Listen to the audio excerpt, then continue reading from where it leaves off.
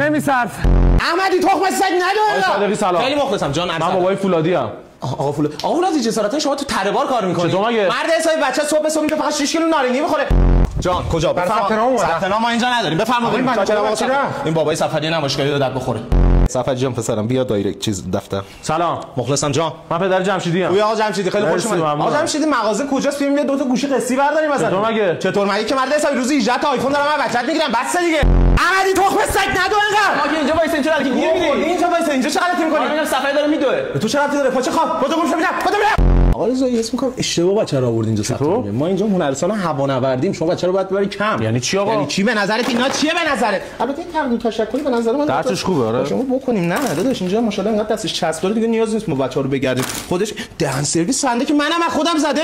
سفری بابا این لقمه‌های بوفه آشغال بیا خودم برات غذا آوردم. سلام علیکم جان. پدر احمدی هستم. به به آقا احمدی پس این تخم سگ ندارم دار.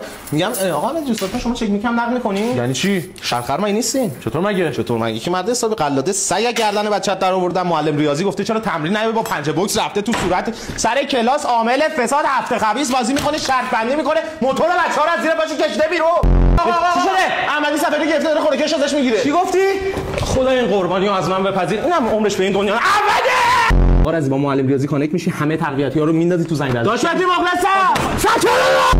خستمون کرد. آقا از سیگار داری؟ آره دارم. چیه؟ سناتور.